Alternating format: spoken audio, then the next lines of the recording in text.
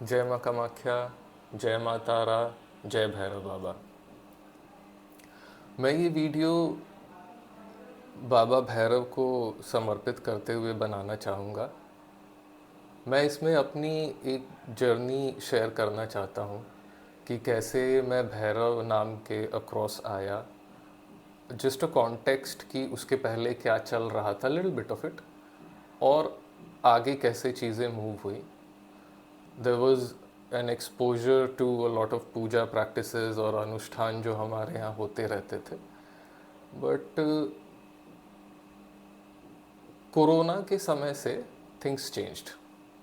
Corona के समय से थिंग्स चेंज्ड हाउ वाज कि आइसोलेशन आया एंड आपको घर में रहना है एंड करे क्या, there was nothing to do. तो एज आई ऑलरेडी मैंशन कि बचपन से ही हमारे यहाँ पूजा अनुष्ठान वगैरह होता था और मेरे अंदर हमेशा एक इंटरेस्ट था इस चीज़ को लेकर के, because during the time of festivals your reality changes, देवताज become real. Otherwise वो ठीक है, चल रहा है, बट उस समय देवताओं को एज अ रियल ट्रीट किया जाता है। There is a lot of energy in the whole atmosphere. तो कोरोना के समय जब आइसोलेशन आया तो मेरे पास कुछ करने के लिए नहीं था। तो पहले से जैसे मान लीजिए 10 मिनट 15 मिनट पूजा करते थे, तो उस समय वो बढ़ गया। और सुबह करते थे वो शाम में भी होने लगा। करे क्या, I was enjoying it to be very honest. और पूजा करने से और आइसोलेशन में रहने से आई फाउंड वन थिंग कि I had a problem in my childhood कि मुझे बचपन में ही सपने बहुत आते थे। There was a lot of disturbance और स्लीप डिस्टर्ब हो जाता था, हमेशा उठ जाते थे and my dreams would be very vivid, very real. And ये वाला प्रॉब्लम उस समय 2020 में सडनली इट एग्रवेटेड। और भी बहुत सारी चीज़ें थी which were going on since 4-5 years और आगे भी चली, but I won't go into too much of details of it. But the point is कि कोरोना के समय this problem aggravated and there was also a shift in the energy of the place where I use to do puja. मतलब you could sense it very easily कि एक change आया है, कुछ तो है, समथिंग हैज़ चेंज्ड। एंड एक intensity में ग्रोथ आया था which was not there before. तो ये चलता रहा। कोरोना के समय everything changed, as you all know कि इतने सारे लोग निकल लिए and there was too much of death around. तो you start questioning what is the reality. मतलब अभी तक the whole human system which you were considering as your reality वो तो ठप हो गया। एक महीने के लिए it's not the reality any more, है ना। हरिद्वार में रोड पे जानवर घूम रहे थे। दिस वॉज अ वेरी मतलब nice news for me. I mean ये लग रहा था कि अभी तक जो रियल था इतने शॉर्ट स्पैन में नेचर ने चेंज कर दिया। Like this was a wow factor for me कि everything what we are seeing as real, समय की मार ऐसी है कि वो उसको तुरंत ख़त्म कर सकता है। तो इससे मन के अंदर बहुत सारे सवाल आने लगे कि क्या हो रहा है, कैसे हो रहा है, क्या कर रहे हैं, क्यों कर रहे हैं। एंड यू नो लाइक ये सपना वाला जो इशू था, because of that I had started losing my sleep वगैरह। बट खैर इसके बाद भी चीज़ें कंटिन्यू होती रही। एंड 2021 में बहुत ज़्यादा इंटेंसिफाई होने लगा ये स्लीप वाला इशू जो था मेरा, because of the dreams. But हाँ ये था कि हमेशा नहीं होगा, but at times when it would happen एकदम शूट, एकदम, है ना। तो आई स्टार्टेड लुकिंग फॉर आंसर्स, कहीं कुछ आंसर मिल नहीं रहा था। डॉक्टर्स से पूछोगे कि नींद नहीं आ रही है तो दिल से कि इंसोमिया है, कुछ दवा वगैरह दे देंगे। बट आई न्यू कि this was not it, because this was different, and I had no clue, but somehow I just had this feeling that this is different. So I waited, and 2022 के last में someone sent me a link to video podcast whatever. उसमें the name came as Om Bhairavaaya Namah. Now I didn't see the whole video at that time immediately, later on I saw, but this mantra got stuck at the back of my head, है ना. और ये आने के बाद after some months I started doing it, like हाँ चलो 3-4 माला करते हैं, and I started doing it consistently. The moment I started doing it consistently there was a lot of change जो मैं अपना पर्सनल ऑब्जर्वेशन शेयर करना चाहूँगा. The first thing that changed was कि ये जो पहले से चल रहा था ना माइंड में कि वो कोरोना के समय, that see death is a very interesting thing. Death has the power to change your perspective completely, क्योंकि you start seeing everything from the perspective of time. And एक बार जब आप हर चीज़ को टाइम के चश्मे से देखेंगे तो उसका रेलेवेंस, उसका इम्पोर्टेंस चेंज हो जाएगा. सो कोरोना के टाइम पे ये हुआ, एंड देन इस टाइम पे भी मेरा थोड़ा सा पर्सपेक्टिव चेंज होना स्टार्ट हो गया. The moment I started chanting ओम भैरवाय नमः. Now I relate to it, तो ऐसा लगता है कि maybe there was so much of death around, तो you have maybe I had automatically connected to Bhairav Baba's energy उस टाइम पे, but I didn't know that. But हाँ, after watching Rajarshi Nandi sir's podcast I started doing this, and to be very honest this was the best thing I have ever done, क्योंकि इसके पहले things were not working out. कर रहे हैं कोई result नहीं आ रहा है. यहाँ पे क्या हुआ कि सबसे पहला तो the perspective changes. You start looking for कि what is the truth, what is the reality, क्योंकि कोरोना के समय maybe just for a month or two you started seeing a very different reality. We work in this whole human system, but ultimately there is a different reality which is working all together. We all know how Earth and how our whole universe functions. Not the whole, but a little bit we know. तो ये सब mind में चला, and Bhairav Baba की energy से एक ये बहुत अच्छा हुआ कि I started seeing my own conscious life from a third person's perspective.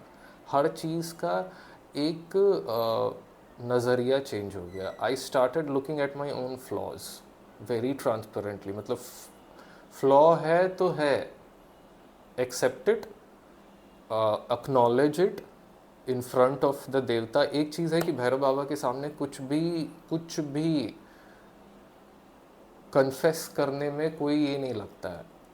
मतलब he is a deity of reality.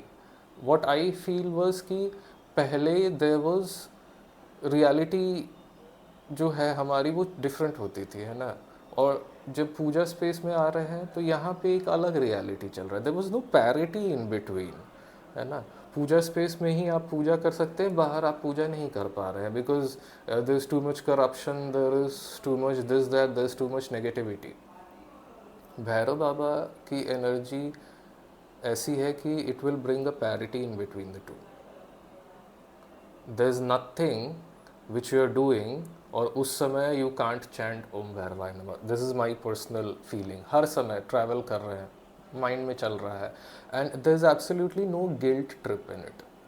ये एक बहुत बड़ा फ़ायदा है. ऐसे बाकी चीज़ों में गिल्ट आता था, इसमें गिल्ट नहीं आया.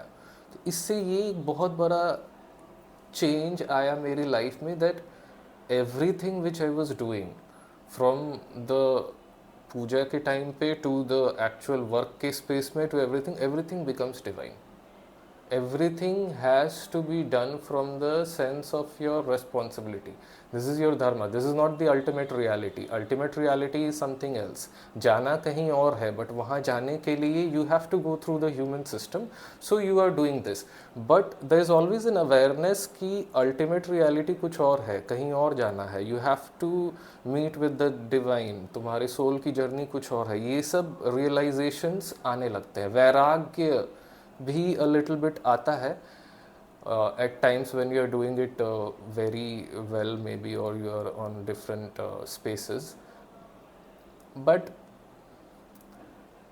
he doesn't make you run away from reality. He makes you face it, he makes you to chew it, and he makes you to digest it. सब डाइजेस्ट करना पड़ेगा. जो है सो रियल है. तुम्हें अच्छा लगे या ना लगे इससे कोई फ़र्क नहीं पड़ता है. जो एग्जिस्ट करता है दैट इज़ रियल. जो एग्जिस्ट नहीं भी करता है that also you have to be open to. तो जब आप इस पर्सपेक्टिव से हर चीज़ को देखने लगेंगे तो आपके देखने का चश्मा चेंज हो गया. This is the very potent and very, तो क्या कहे, real thing which will happen to most of the people. I think मेरे साथ तो ऐसा ही हुआ. उसके बाद जब ये होता है तो आपकी साधना बढ़ने लगती है. तो 1.5 साल 2 साल तो एकदम रेगुलर चलता रहा. बीच में बहुत सारी चीज़ें हुई, वो कभी और बात करेंगे. तो एक बार ये पर्सपेक्टिव आया ना, तो उससे क्या हुआ कि अब कोई भी लाइफ चॉइसेस, कोई भी डिसीजन, कुछ भी लेना हो तो सबसे पहले you will start looking at it कि इसकी एक्सपायरी कब है. क्या ये लॉन्ग टर्म है या ये ऐसे टाइम पास वाला है. तो if it's not long term, if it's very short, तो आप उसके पीछे नहीं भागोगे. You stop reacting at your impulses.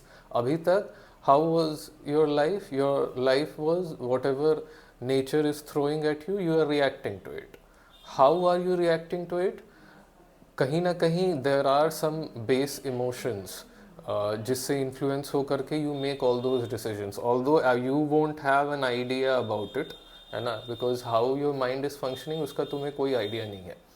And यहाँ पे you start observing these things कि तुम्हारा माइंड चल कैसे रहा है, तुम डिसीजन मेकिंग कर कैसे रहे थे, उसका बेसिस क्या था.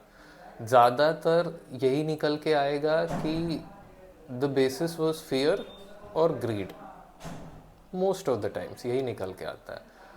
इनका जब जाप करना स्टार्ट किया भैरव बाबा का, तो ऐसा हुआ कि ये समझ में आने लगा कि this is something I was doing which was out of fear.